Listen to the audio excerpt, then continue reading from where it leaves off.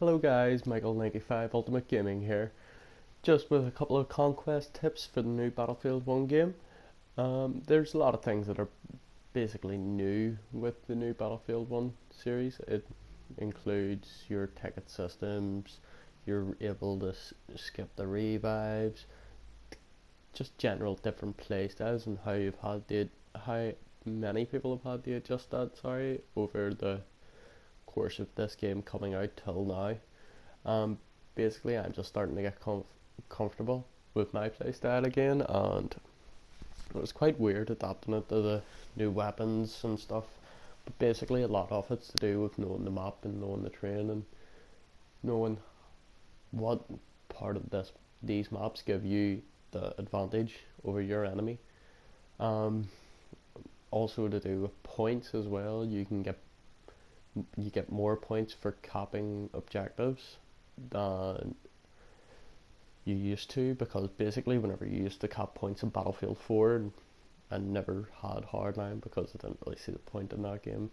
I just heard a lot of bad reviews about it, but definitely for Battlefield 4, whenever we were getting the capping the points in it, it was a lot. Like, if you were a good player in terms of KD, you could finish above a higher player that was average at capping flags, and the DICE have really pushed for this play the objective gameplay and basically made it harder for you to just run about getting random kills.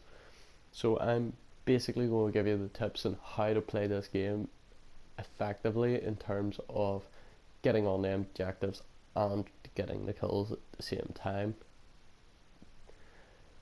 And if you want, you can take my advice and adjust it to your own playstyle. If not, just enjoy the video. So I'm now the squad leader, so basically I'm playing with Ant and Craig. I get shot here going up this hill. Basically my first instinct is to run up behind the rocks here to just basically get as much cover as I can.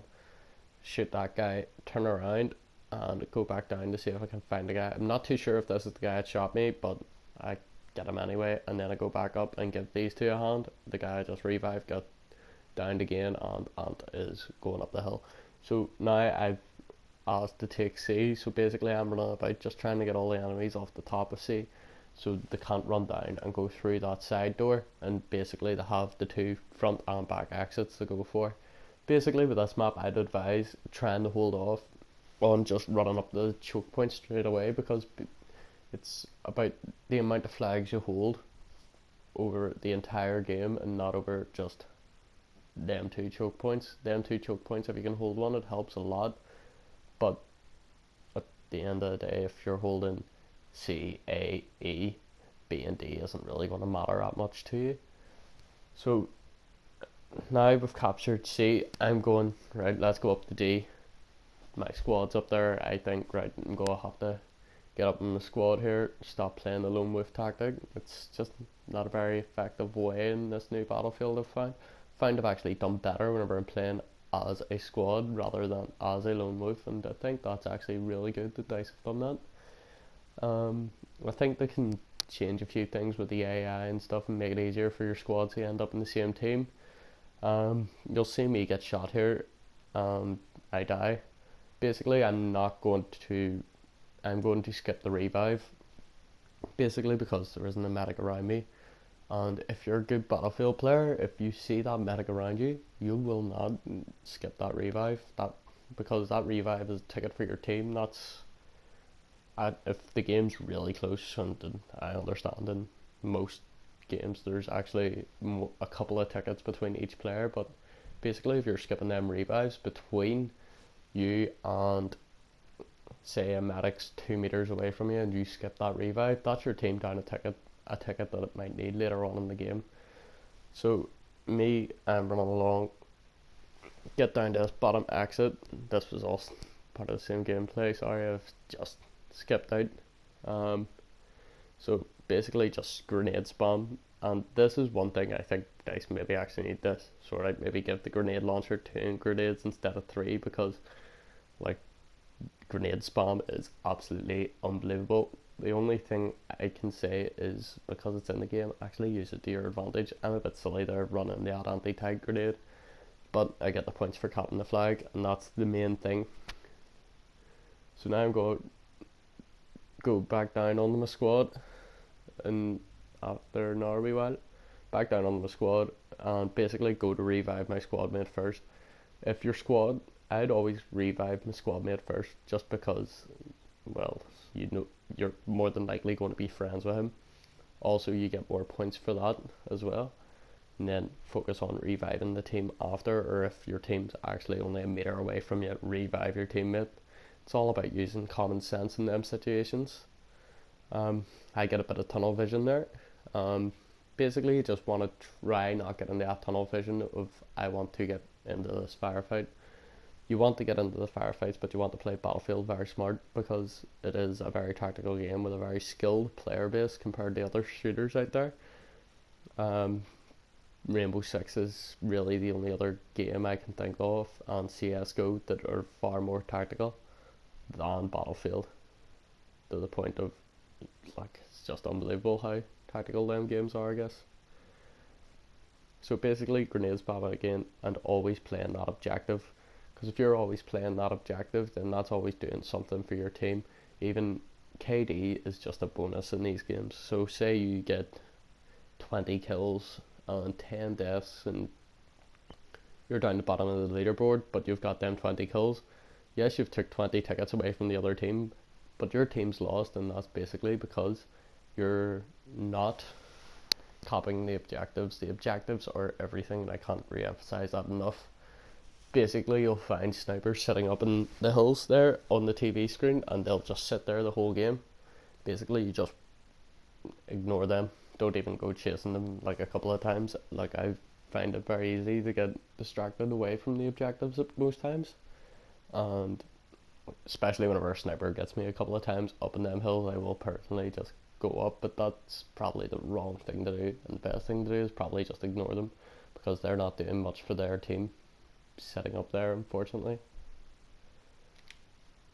So basically, you always want to have your back to hard cover in Battlefield games.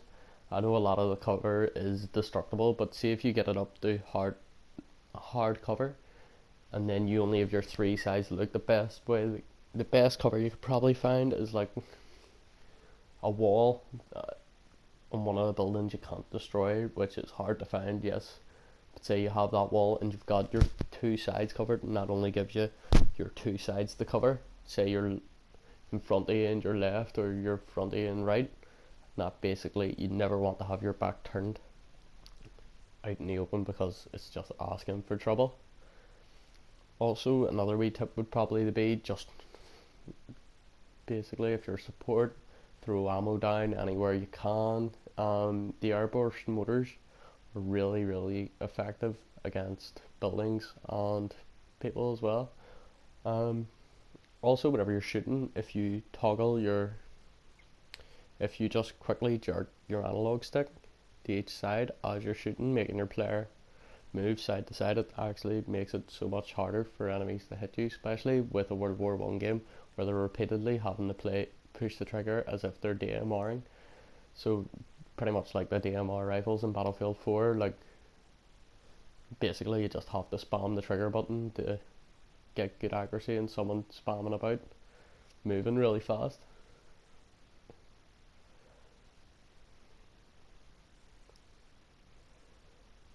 So yeah, my favorite, you always have as well, you always sort of need to pick out your best weapon as well in these Battlefield games. Like, my personal favorite is the sweeper at the moment, because it doesn't, unlike the other medic guns, it doesn't reduce your, how would you put it, it wouldn't reduce your ability to be able to shoot with that gas mask on effectively, just because you can hold that trigger down. And yes, you might not be hitting your enemy, but you might be doing enough to suppress them, and the suppression rates in this game are unbelievable. Even if it is enough to just spam them to make them think they're being shot from a different angle, or just make them feel silly and just go, right, I can't go up that way. Obviously there's more than one guy and stuff, you know, and it just makes them rethink their tactic if they have a lot of gunfire going out the same place. But that's the best thing about that sweeper as the medic gun. The shell Rigotti is really good as well. I would advise them. Basically, it's just all about picking out what gun will be better for the short and the medium range and the long range and stuff like that. Like the MG Storm for the support class is really good. Long, no, medium and short range gun for the support class, and it helps you basically. Oh, that's me teabagging Anthony there. He skipped revive. Yeah, basically me and Anthony have this thing where we teabag each other every opportunity. He just skipped out on his revive, so bad Anthony. I was just playing with you. So also in Battlefield 1, it's very, like, if you can use the passageways, they always try flank. It always seems like the best option to do at times, but you're always better off just trying to find a long route if it's possible, because the long route will keep you alive for longer. It'll also allow you to get on the objective, and it'll allow you to hit enemies in places where they're not expecting. So back in, try spawning your squad as much as possible as well, and if you can, unlock your squads. I know DICE took this feature out of the Battlefield games where your squad's automatically locked, but even if you are playing with a friend, and if you are playing as 2 people in a squad, it is really annoying to see, especially for a couple of veteran Battlefield players, just to come in and look at it and go, well, why? You know, why would you lock your squad whenever 2 people? That's giving your team a handy, because that's spreading the players out and reducing the respawn points for your team. And basically, why would you want to just be able to respawn on 1 other person whenever you can respawn on about four other people? And it just works out to be better off majorly over the whole course of it.